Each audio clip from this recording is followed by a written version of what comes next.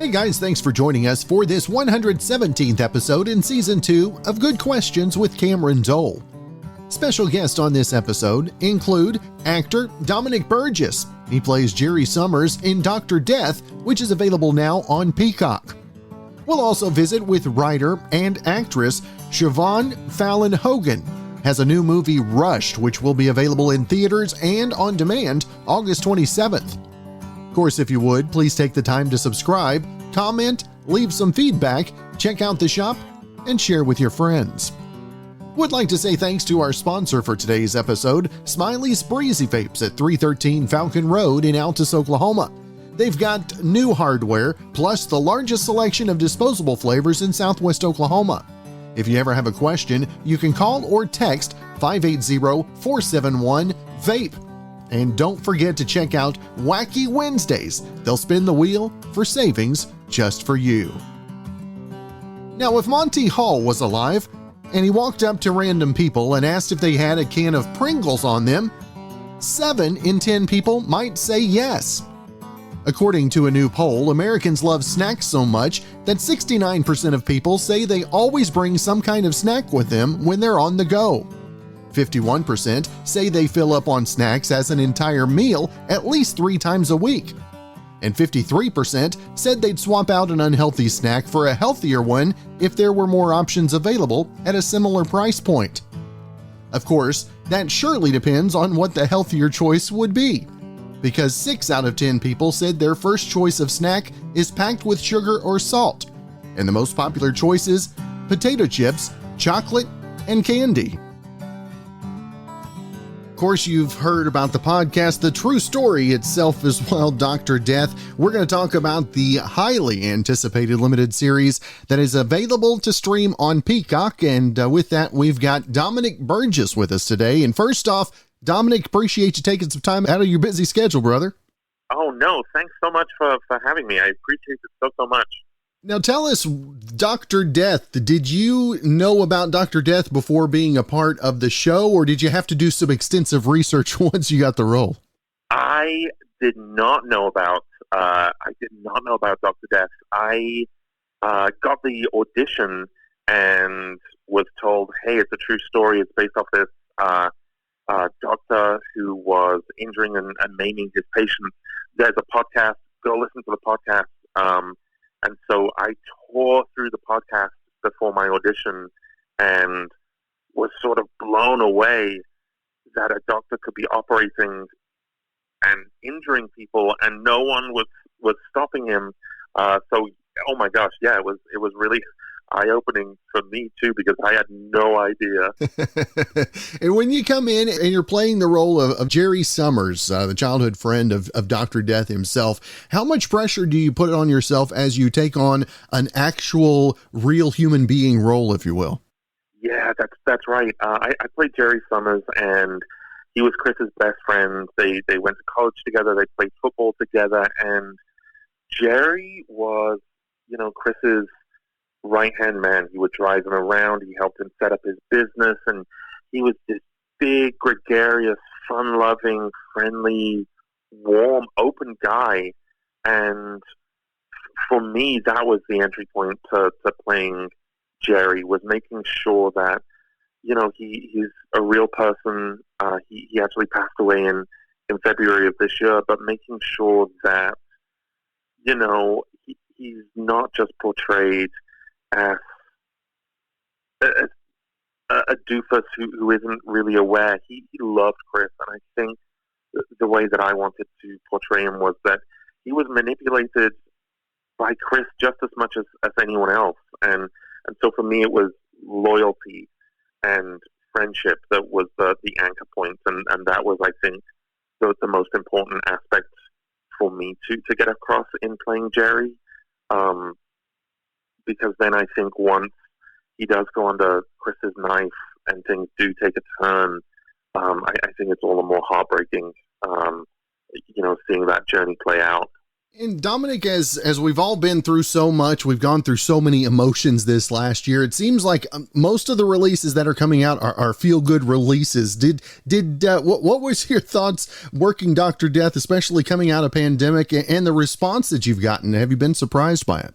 Gosh, yeah, we filmed this over winter in New York, sort of in the height of the pandemic. It's funny.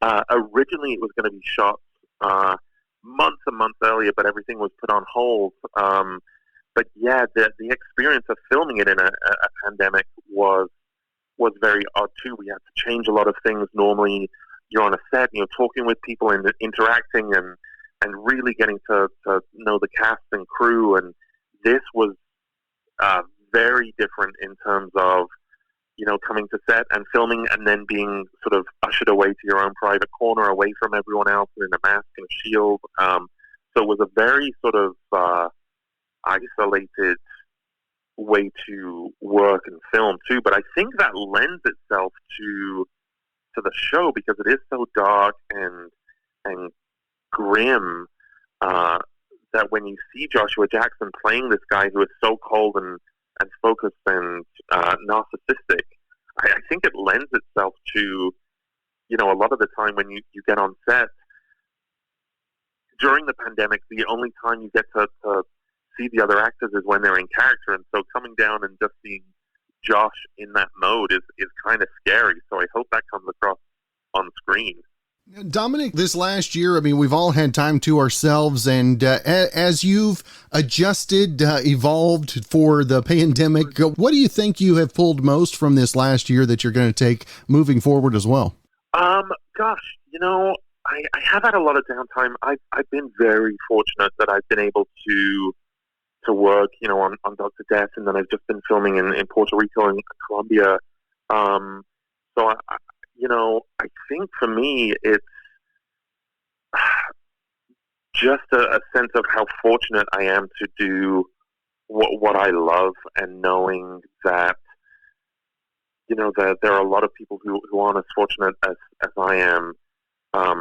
So, just gratitude, I think, that I was able to continue working and writing and being creative during this time, and not to take anything for granted. And, hand in hand with Dr. Death and this show is, not taking my health for granted. And I think that goes hand in hand with the pandemic as well. Just being grateful that I'm able to do what I love and be healthy.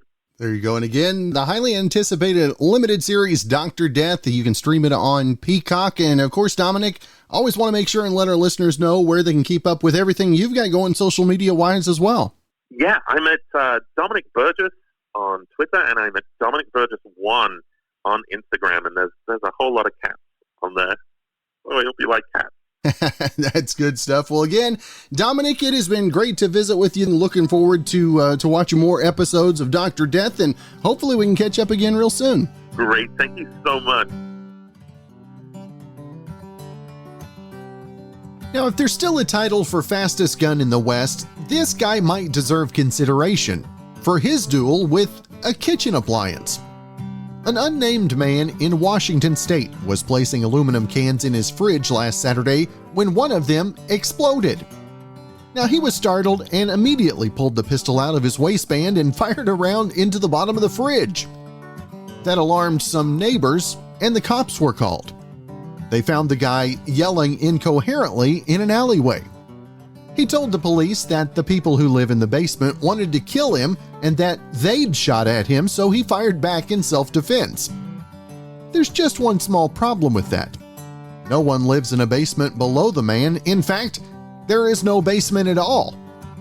The man was arrested for second-degree unlawful possession of a firearm and discharge of a firearm. Excited to have Siobhan Fallon Hogan. Siobhan Fallon Hogan. I was like, I got the first name out. I was like, well, there goes the rest of it. But Siobhan, I feel like we've known each other for years. I'm sure a lot of folks tell you that whenever they see you face to face. But first off, thank you so much for taking the time to be on the show. Thanks for having me. I really, really appreciate it. Now, do you want to talk about this new movie called Rushed? And this one has kind of been in the pipeline for a minute. I know you've had some feedbacks from some friends and other actors as well. Excited about this one. And Siobhan, tell us how excited to have a movie out right now. I am beyond thrilled. I started writing Rushed about 3 years ago, and we filmed it a year ago, September. 2 years ago. But of course, with COVID, everything got pushed. So it's a thriller.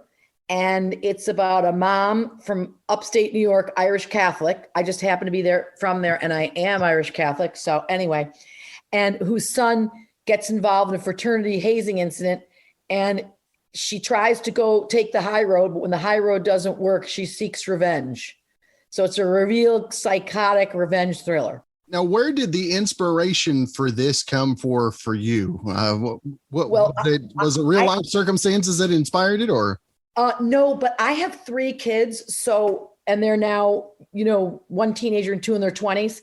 And I think most mothers, if they have kids like mine anyway, spend many years in the fetal position, worried at night when they go out on a Friday or Saturday or Thursday or whatever, wondering, are they okay? Are they okay? Especially when they go off to college, because you have no control anymore.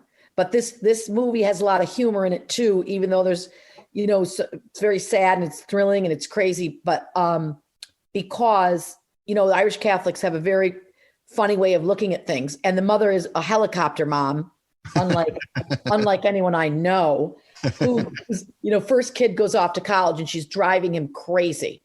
So there's a lot of humor in it. It kind of has everything. So that's where the and there's a lot of incidents in the country that I'd read about. So that's where the inspiration come from. And working with Robert on this one as well, I mean, to have another seasoned professional as well. I mean, how cool is it to work with Robert? And I know, like we mentioned before, excited from the feedback that you've been getting. Well, Robert Patrick I've worked with him so many times. I did a movie with him 1,000 years ago. I played his sister in Striptease. And then we worked on TV together. And so when I called him up and I sent him the script, he's like, I'm in. And, he's been in The Terminator. He's been, he was the father in Walk the Line. He works all the time. He's superb in the movie. He plays my husband and he's beyond great. And I've been getting unbelievable feedback, which is amazing. We have it on all those YouTubes and everything. And there's like so many hits and the comments are great, but I sent it to a lot of directors that I've worked with, like Andy Davis, who directed The Fugitive. He directed Holes. And he said, Siobhan, I can't get over it. Because what I did was we filmed it in my hometown in Rumson, New Jersey, where I live now. And everybody gave us their mansions and their, cars. My neighbor gave me his pickup truck. Everybody pitched in. And he's like, where did you get the extras? Because there's this one scene with a senator. And, I hobnob with the hoi polloi, but I also hobnob with, anybody and everybody. So I got everyone I knew to play every scene right, the store owner. I got my priest.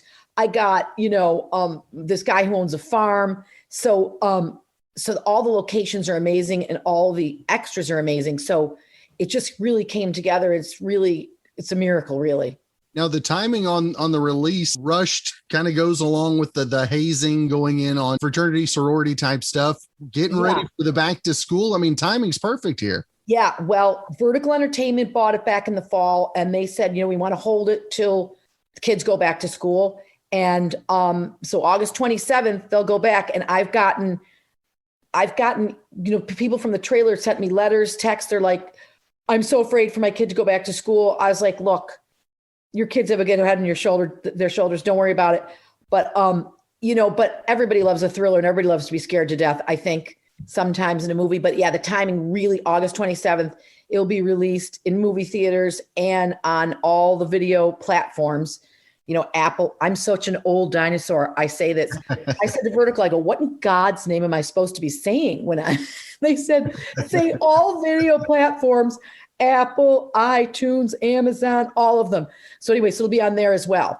You talk about being a dinosaur. A dinosaur. I was trying to be kind. I'll let you say it yourself. That's all right. How much has things changed over the course of your career, the way things are dealt with, and how much has social media changed the game?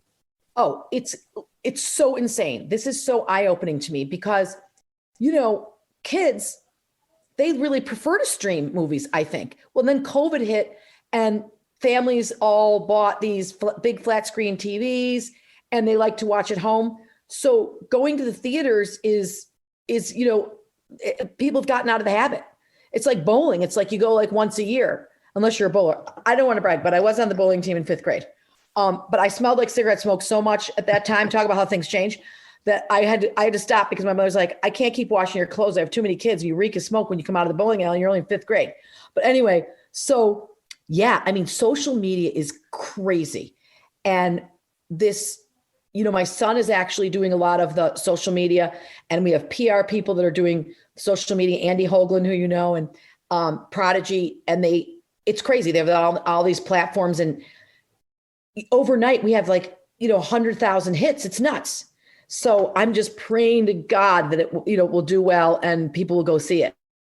Now, as everybody's dealt with so many emotions this last year as well, that's one of the things when I was watching the trailer, not only the back to school time, but also where people are emotionally. I think this really pulls the right strings as well. Yes. Well, when I did the film, we edited it in France because I knew nothing about post-production. And we were on the woman who directed, Vibeke Musaya, she's Danish, because this film is co-produced with Lars von Trier, because I've done 3 films with Lars in Denmark. I did Dancer in the Dark with Bjork. I did with Nicole Kidman and Ben Gazzara and Lauren Bacall, Dogville. And then I just did The House that Jack Built with Matt Dillon. So when I wrote the script, what did I know? I sent it over to Denmark. I said, what do you think of this? And they called me the next day and they said, we want to co-produce this with you. So this all ties into the emotion that I'm not skipping over the question, but so I just have a little ADHD. I'm not diagnosed, but I definitely have it. So at the second to last day of the shoot, we drove from New Jersey to upstate to get the outside foliage scenes. And the director from Denmark said, Siobhan, we have an A-list director, an A-list movie, but we don't have an A-list editor. I was like, wait, let me think. I've been in this business long enough. I was like, I did a film with Johnny Depp that my friend Wayne Roberts directed, and there was a French editor who used to call me, so I'm going to call her Sabina Miliani. She ends up editing it. Loved it. But so talking about emotion, the emotion for me started, like everybody else, with COVID. We finished editing. I flew home March 1st. I'm like, I'm going back to Denmark now because the editing was in France. The sound edit was in Denmark. March 13th. Well, the plane was canceled. So we did everything remotely. It was insane. With Christian Ignis Andersen, the world-renowned composer that does all Lars's movies. And then, selling the movie, that I thought that was the worst. I was like in the fetal position for like the entire month of October. I was like, please let this sell. I owe a lot of friends and family money. So that was insane. And then now it's kind of like this crazy high because, I'm doing PR like round the clock, and then we're getting ready for the premiere. So, it's like, I don't even know what to liken it to. I guess it's kind of like when you get married. I thought, this is like doing 10 weddings. It's just I'm so hyper, I can't even sleep. It's a good thing this is a podcast because if you saw my face, you'd know it. Yeah, I know, right? As a writer, as you approach the premiere and all that stuff, how do you look at that differently as a writer as opposed to starring in a movie as well? It is so different. First of all, it's easier as an actress when you go to play the role because you've been writing it and been living with it for so long. It was also easy when I had like a table read through to say, oh, this works, that doesn't work. When I go, look at this is like, listen, the pressure is on. I'm the writer, I'm the producer, which means I owe a lot of people some dinero, and I'm an actress in it. But I know that it's great because I've seen it so many times, and I've heard the reactions. I'm not patting myself on the back, and when I say that there's a miracle involved here. Listen, my father and my mother are both in heaven. My mother passed at 96 in March, and she's like, Siobhan, years ago, she's like, let me tell you something. She's like, cream rises to the top. And she saw the movie on my laptop, and she's like, this movie's top shelf. So I feel really confident in the movie. So I'm just glad to kind of get to the finish line here. Then we need the numbers to come in. You know what I mean? Yeah, you've got bills to pay. We got bills to pay. Now, who was the early inspiration on your acting, or who was it that maybe really motivated you, and when you're going through the hard times was still there, always helping you along? Who was that for you? My mother and my father were unbelievable. I mean, really unbelievable. My father was the funniest person I've ever met in my life. And Bill Fallon, his name was, he was a lawyer from upstate New York. He went to the same college I went to. He made me go there, Lemoyne College in Syracuse. And he was like my biggest fan. And so was my mother. Now, my father, he was hysterical. And people said he should have taken it on the road, but he was a little more practical. He used to call me in New York City when I was struggling. He'd say, Siobhan, why don't you come back home and start a dinner theater? And my mother would be like, no, Siobhan, you got what it takes. But I remember when I got on Saturday Night Live, and it was, extremely competitive. And I go down to New York and there's all these girls. And of course they have to torture you. They don't tell you right away. And everybody went out with the cast, it's like Dana Carvey and Adam Sandler and Chris Rock were all out. And they're kind of like, Siobhan, I think you're the one. Anyway, so they told us at like 7:00 in the morning. So I call home to upstate. My mother's like, oh, geez, your father's golfing. So I call him and they're like, oh, Siobhan, we think he's on the, everybody knows everybody in Casanova, where I'm from. And they're like, we think he's on the, the 7th hole. They go out and they get him. They bring him in. There's no cell phones in those days. I was like, Dad, guess what? I got on Saturday Night Live. He goes, out of sight, Siobhan, out of sight. I'll call you later. I got to get back to my golf game.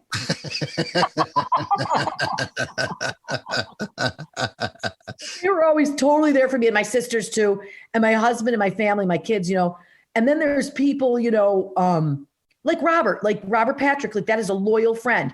I mean, for him to do this movie, he's a big deal. And for him to say, and Jake Weary, these guys are, Jake's like at the top of his career at Animal Kingdom. He's killing it. And then I had friends, Ellen Cleghorn, my roommate from Saturday Night Live. My neighbor, what's happening to me? She was in it. Perry Gilpin, who I did a play with 1,000 years ago. She was, in Frasier, she was Roz. I called everybody up. They're like, we're in. We trust you. I had no idea that it was like a possibility that it wouldn't be good. And then when we got back from France and Denmark, and I did like a screening for the investors and my family, my sister Sheila said after the movie, oh my God, I almost didn't come. I thought if this is bad, I can't take it. To which I repeated the story to an investor and he said, me too. It never entered my mind. And I think because literally, I've been acting for, my God, 35 years. I really grabbed the cream of the crop. I grabbed Vivica Musaya, the best director, the best editors, our cinematographer, Matthias Schubert, I'd worked with before. He's amazing. All the actors are unbelievable. And I believe in this European method, which Lars von Trier does, which is, it's like a play. There's no above the line or below line. There's no divas. We're all in this together. The crew. I mean, I had friends. I'd be like, hey, anybody got any extra rooms? I had people living all over town. I mean, it was really unbelievable. This maybe changed your expectations as you work on future projects now that you've seen how this has gone. I mean, and how has that made me? I know how creatives are. They face the challenges, always wondering, am I good enough? Am I, all that stuff to get that acceptance from the others as well, to be a part of it. I mean, that's got to also motivate you, right? Absolutely. But here's the deal. My one gift that I was given, I don't know why. My father told me I had unearned effervescence. And so I don't care about people. I love them, but I don't care what they think of me. So, and also you see, because it's an independent film, I don't have to listen to anyone else. I can trust my own judgment. And honestly, when I was younger, I was like, what do they think of me? But now I could care less. I know what's good. I'm doing another film after this, literally a month today, which Robert Patrick's going to be in. Dan Castellaneta, Homer Simpson, the voice of Homer Simpson. He's a friend of mine for years. He's going to be in it. And I'm following the exact same formula. Everybody's going to live with friends. It's going to be, I have so many of the same crew coming back. You know that you've done a good job if the actors are back on board and the crew is back on board. Because, people can say, oh, they know how to run a classy deal. She's a nice person. But if the crew guy is like, hey, listen, I'm back. And there are so many of them that are back. I hate to say icky things, but it's almost like a family. Like, I'm so loyal to the people that were there for me from the beginning. I will always keep them with me. You know what I mean? As we come out of the summer for you, how different is maybe your 2020 vision going forward the rest of 2021, moving into 2022? Did goals have to shift as a result of pandemic for you? Well, honestly, because here's the deal. It's weird because of the theaters, because streaming, according to the distributors, is a bigger deal than the theaters. Wow. So some people are still afraid to go. We're opening on the 27th. We had to add shows because it's going to be so packed at the premiere, and it's going to be, in different states and everything. We've had to add shows. There's been that much response. Now, who knows what's going to happen? I mean, people are talking about this Delta variant. I mean, I'm so sick of it, and as everyone else is, it's so horrible. So if streaming is it, streaming it is, you know what I mean? But we're going plugging on and we're doing another one. And I just feel like if this is the new normal, I'm not going to change who I am. I'm going to keep working and want to keep making movies and, living the life fantastic. You're not changing who you are. We're just evolving, right? Exactly. This too shall pass. We have to be patient. One thing I'm terrible at, being patient. Yeah, I'm the worst with patience as well. So that's Now, Siobhan, if folks want to find more info about Rushed and about the other upcoming projects that you've got coming as well, where's the best place to keep up with everything? Well, if they just Google Rushed movie 2021 or Rushed, make sure you put the ED on it, because I think there's another one called Rushed ED movie, or go to IMDb for Rushed. You can watch the trailer and you can read all about it if you go to Rushed Movie Coming Soon. There's a big article about it, or Syracuse.com. There's a lot of articles about it. And then it will be out August 27th. And I beg your listeners for support, and I promise you'll love it. It's an hour and 40 minutes.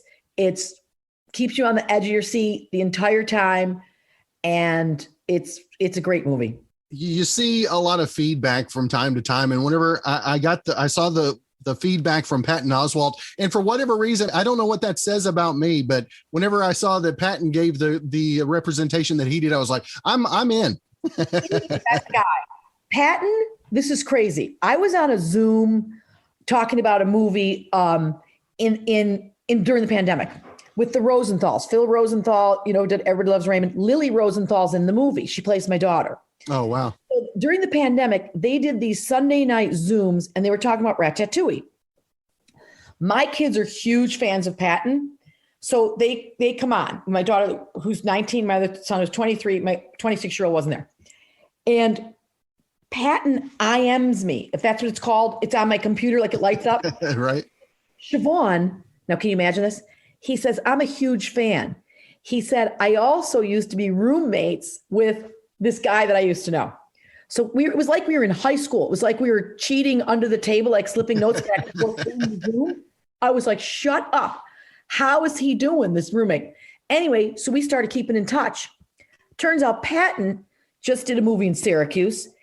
The new movie I'm going to do at the end of September, a lot of that crew is going to work. Well, guess what they all had to say? Patton Oswalt is the greatest guy. We loved him.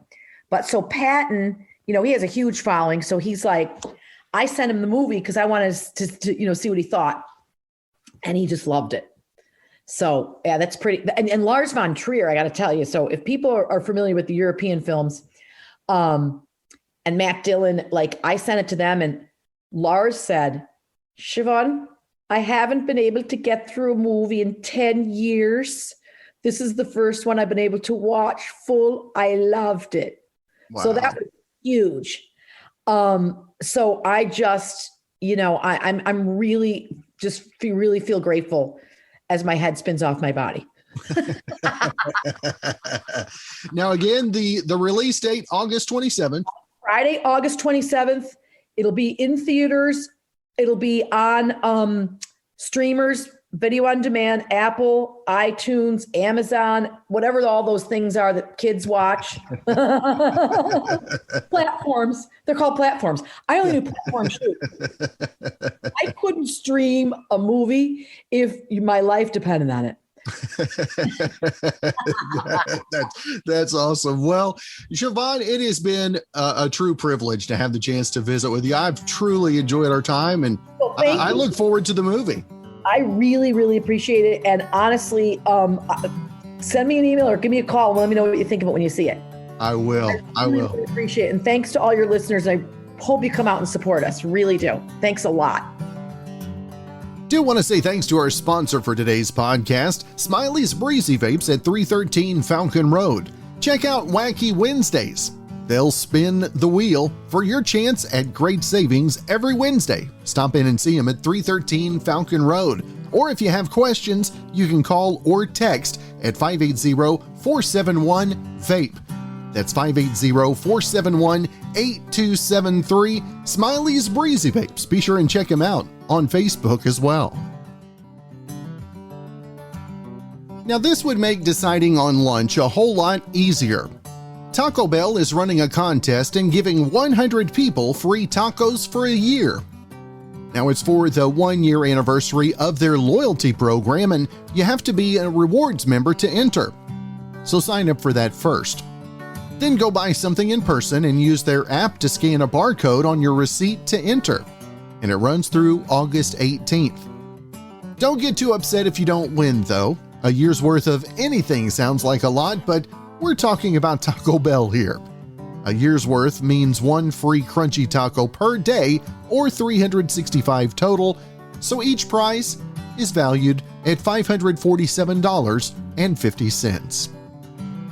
Well, thanks again for joining us for this 117th episode in Season 2 of Good Questions with Cameron Dole.